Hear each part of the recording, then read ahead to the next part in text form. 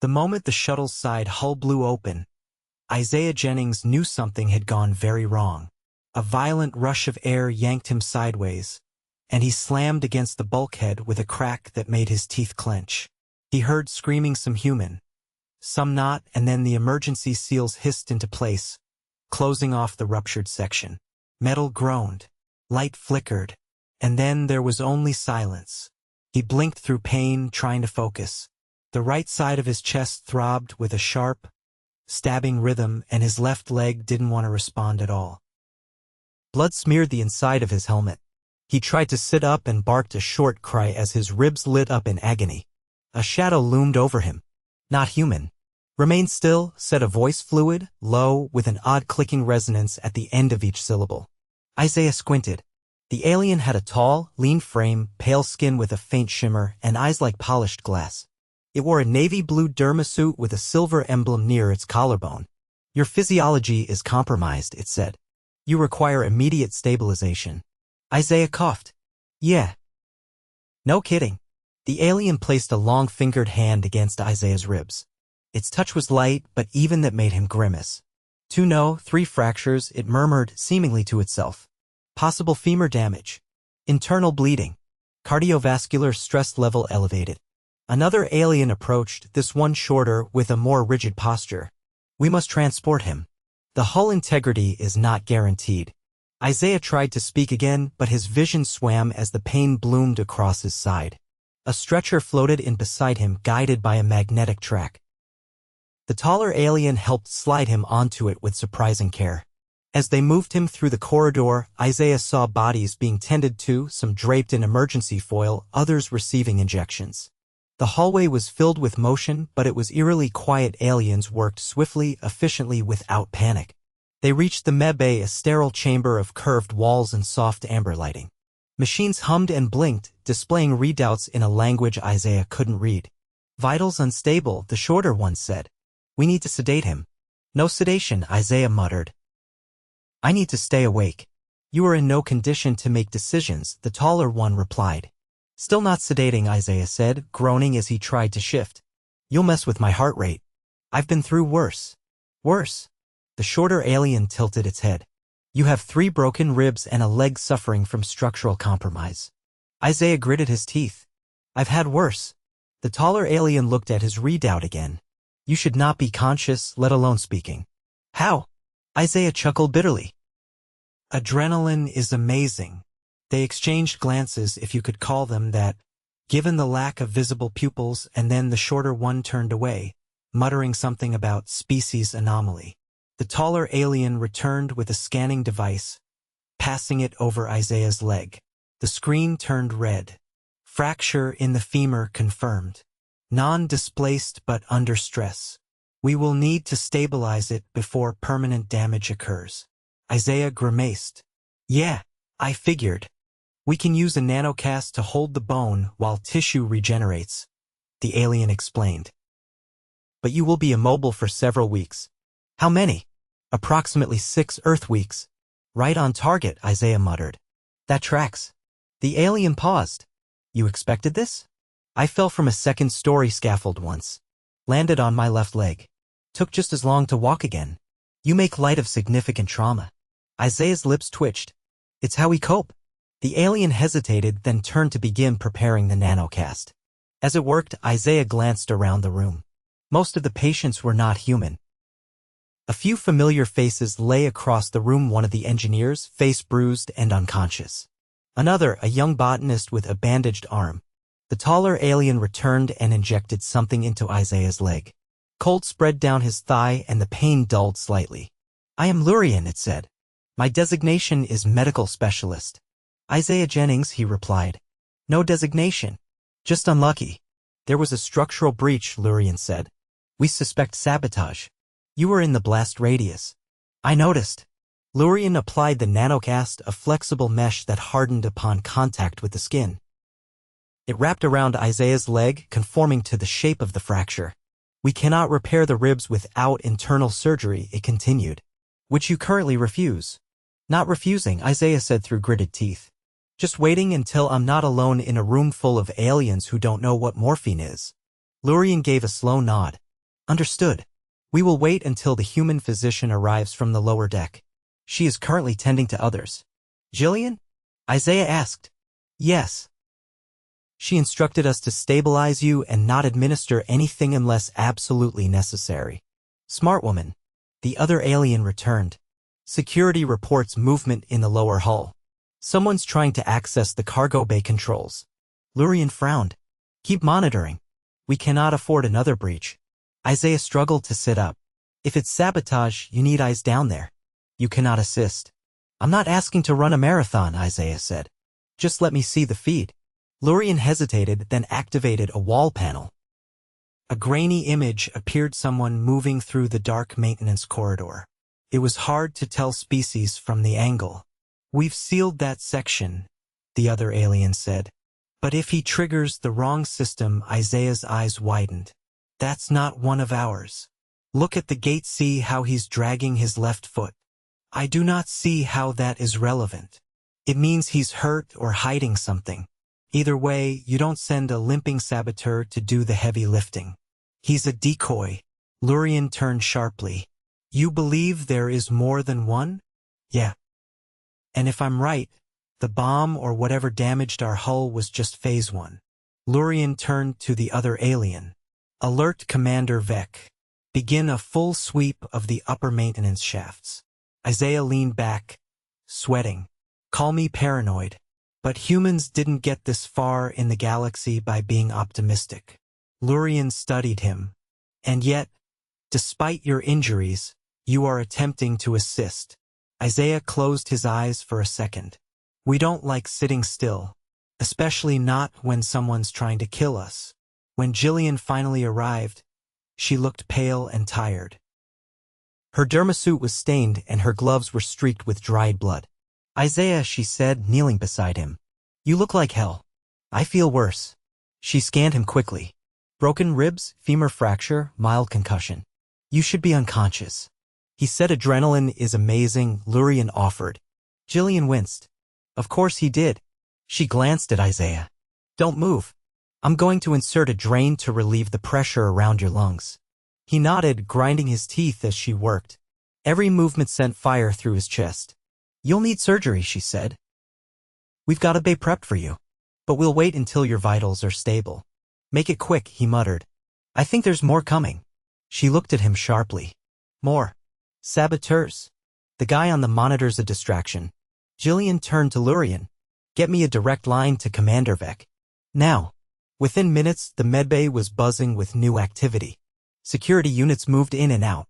Isaiah drifted in and out of sleep, the pain and blood loss taking their toll. Every breath hurt. He couldn't move without triggering a wave of nausea. Hours passed.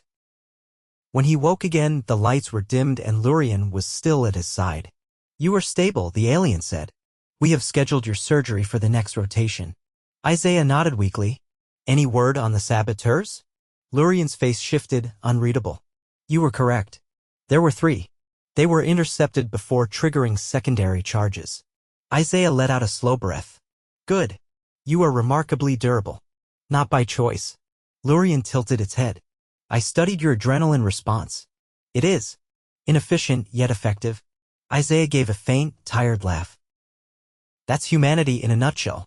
Isaiah woke to a watery blur and the sensation of his own heartbeat thudding too close to his ears. The overhead lights had dimmed to a soft violet and the air in the medbay felt slightly cooler than before, tinged with a faint antiseptic tang. He blinked slowly, registering the subtle hiss of circulation systems and the low murmur of alien voices just out of sight. Your ocular response is returning to baseline, said a familiar voice beside him. Cerebral swelling has subsided by 32%. He turned his head slightly. That's great. Remind me how much I started with. Lurian adjusted the display beside his bed with a flick of one elongated finger. Enough to induce mild disorientation and impair memory recall. You appear to have retained both sarcasm and situational awareness. Isaiah shifted, grimacing as his chest reminded him it still wasn't interested in movement. Well, gotta keep the essentials. You underwent the procedure 3 hours ago, Lurian continued.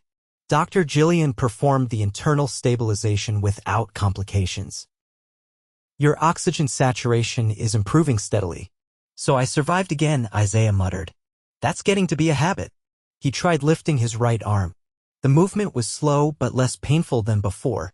A mesh of biogel wrapped his torso, translucent and pulsing faintly in time with his breathing. He tapped it gently with his fingertip. This stuff's weird, he said. Looks like alien saran wrap. It is a regenerative matrix, Lurian replied. It encourages tissue cohesion and prevents external contamination. It is not edible. I wasn't planning to eat it, Isaiah said. But thanks for the warning. A subtle chime sounded and another alien stepped into view.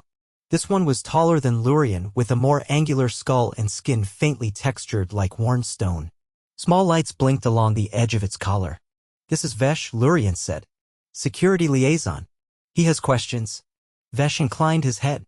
You were awake during the breach. Describe what you saw. Isaiah frowned. You sure you want to ask now? I'm hopped up on whatever passes for painkillers out here. We require first-hand observation, Vesh said. Even fragmented accounts can reveal intent. Isaiah sighed and closed his eyes for a moment, trying to pull the memory into focus. I was at Junction D7, checking coolant regulation. There was a hum low wrong, like something cycling up that shouldn't have been. Then the pressure dropped and everything went sideways. Did you see the source of the detonation? No. But there was a flash before the breach. White-blue, not the usual plasma signature. Felt like a directed pulse. Not structural failure. Vesh tapped something on his wrist. Your position was adjacent to cargo routing. Do you believe the attack was targeting supplies? Isaiah opened his eyes. No. If they wanted to cripple us, they'd go for life support or NAV systems. This felt like a test run. A warning. Vesh didn't respond. He turned and left without another word, his steps silent. Isaiah watched him go. Friendly guy. He is under pressure, Lurian said. There is tension among the command strata. Uncertainty breeds suspicion. Yeah, well, suspicion's not a bad survival tactic. Lurian adjusted the display again. You require fluid intake. Your hydration levels are suboptimal. Isaiah raised an eyebrow. You just gonna feed me like a baby bird, or do I get a straw? Lurian retrieved a container and handed it to him. The fluid inside shimmered faintly green. Isaiah sniffed it. This won't make me grow antennae, will it? Unlikely. He took a cautious sip. It tasted faintly of cucumber and static electricity, but it didn't burn going down, so he kept drinking. As he swallowed the last of it, the door to the medbay drifted open and a new figure entered. She was human, barely past 25, with her hair pulled back tight and a posture that suggested she hadn't slept in a long time. Jillian sent me to check his vitals, she said, stepping closer. She's assisting with the evac drills.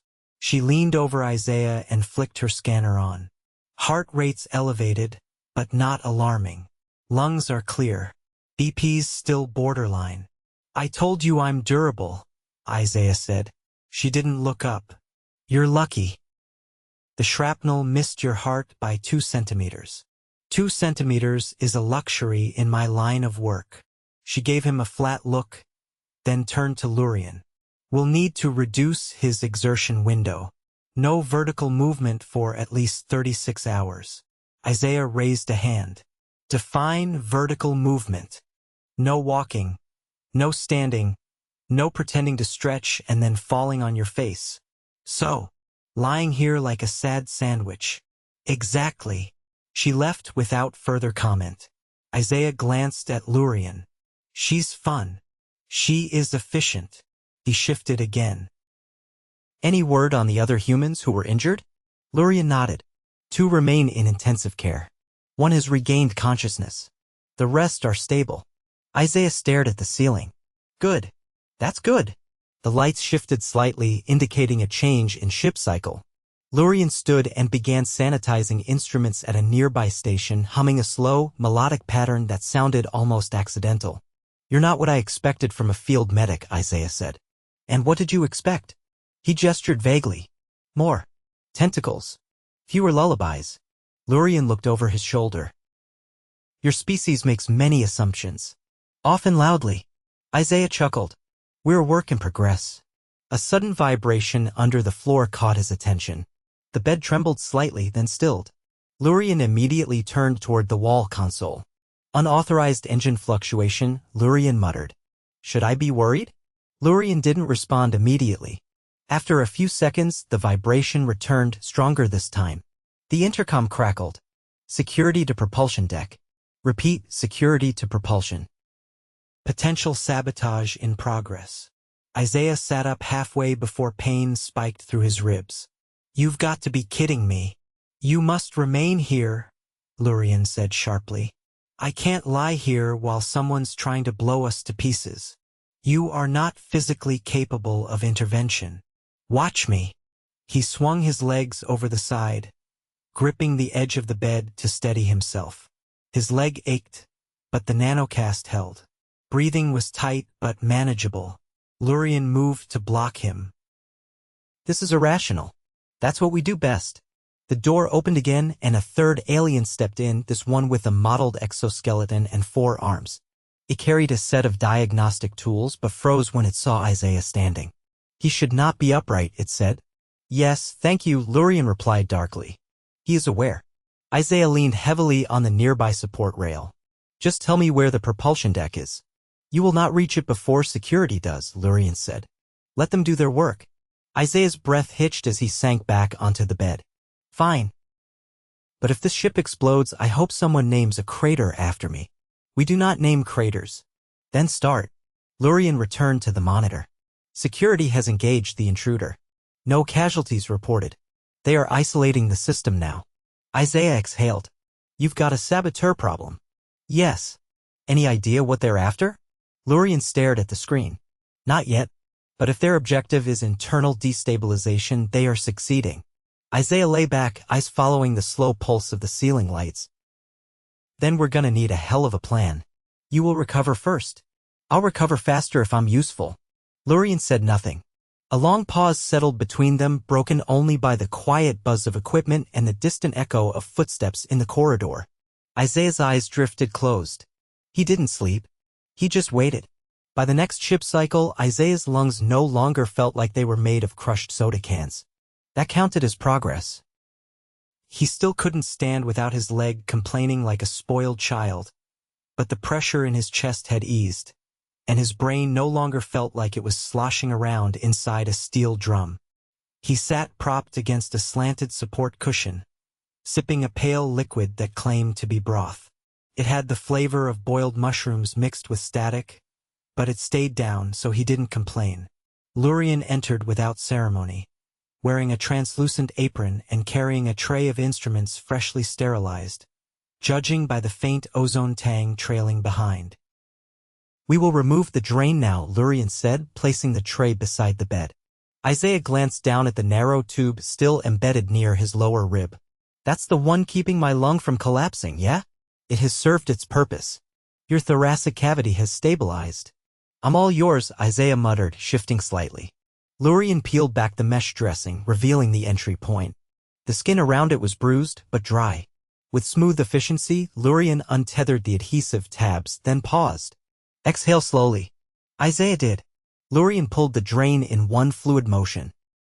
Isaiah winced, gripping the sheet with both hands, but said nothing. You did not vocalize. I yell when it matters. Lurian covered the site with a fresh sealant patch, then turned to dispose of the instrument. Isaiah leaned back, sweat prickling his hairline, but otherwise fine. Have you ever treated a human before? He asked. No. Only anatomical simulations. You are my first. Well, Isaiah said, you're doing all right, except for the broth. That is synthesoup, Lurian replied. It contains 19 essential proteins. Tastes like warm regret. Your digestive complaints are noted. They were interrupted by a soft knock, a courtesy rather than a necessity, since the medbay doors were programmed to open automatically. The visitor was alien, though shorter than Lurian by a head, with skin that shimmered like oil on water and a faint glow around its joints. It carried a handheld device and blinked twice before speaking. Security has completed its investigation, it said. The sabotage units were planted over 6 rotations. Internal assistance is confirmed. Isaiah raised an eyebrow. You've got a mole? An engineer. Species, Trenic. Assigned to vent maintenance. Lurian stiffened slightly. Motivation? Unclear. Records show recent transmission anomalies, but no formal logs. The suspect has been detained. Isaiah shifted, pulling the blanket up with one hand. Let me guess. No one noticed anything until the hull blew. The newcomer didn't respond directly. The commander wishes to debrief you before we begin propulsion recalibration. Your earlier observations were useful. Glad to help, Isaiah said. But I'm not cleared for walking tours. I will bring a mobile support unit, Lurian said, already moving toward the supply alcove. 15 minutes later, Isaiah was strapped into a low-gravity sling chair that hovered 6 inches above the floor.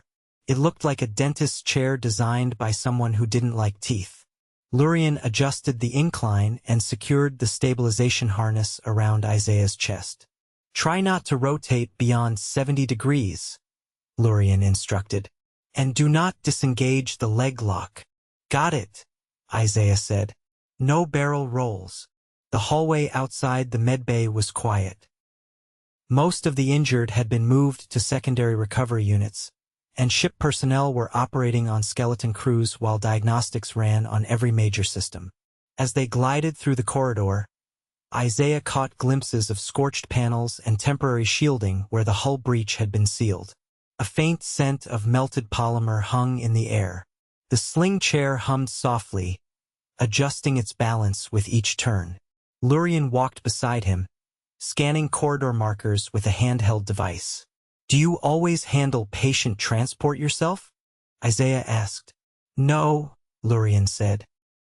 But your tendency to disregard medical recommendations requires supervision. Fair.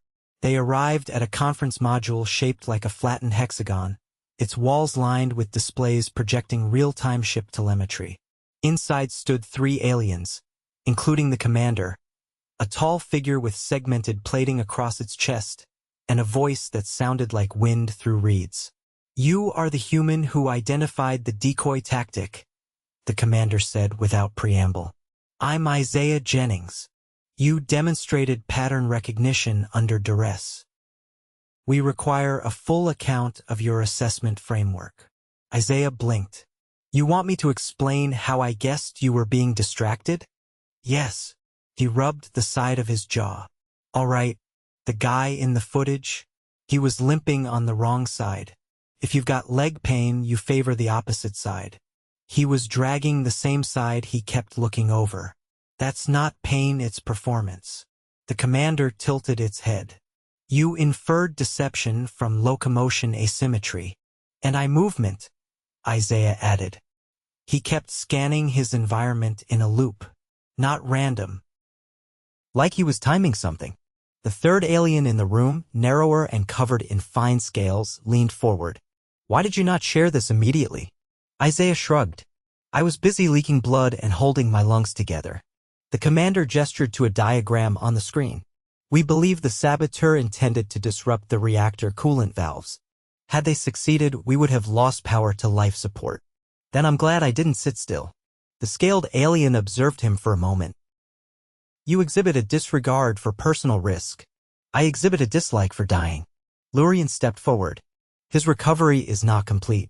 He should return to the medbay. The commander nodded once. We will integrate his observations into our security protocol. You may return him. As they exited, Isaiah muttered, so that's what a thank you looks like around here. Lurian didn't respond until they re-entered the hallway. They are not accustomed to human behavioral models. No kidding. Back in the medbay, Lurian helped him out of the sling chair and guided him onto the recovery bed again. The gel matrix reactivated as soon as he lay back, adjusting to his body's contours. You will require 3 more cycles before attempting unsupported movement, Lurian said. I'll do my best not to chase any more saboteurs in the meantime. Lurian checked the monitors, then paused. Your cardiac rhythm has stabilized. Respiratory function is nearing baseline. Guess I'm officially hard to kill. Lurian stared at him for a moment. You chose to engage in analysis and action despite pain, mobility restriction, and blood loss. It didn't feel like a choice. That is what is perplexing. Isaiah tilted his head. You're struggling with the idea that humans don't always act logically. I am struggling with the consistency. You operate with erratic variables, yet produce statistically favorable outcomes. Isaiah smirked, then remembered he wasn't supposed to be doing that either. He settled for a tired grin.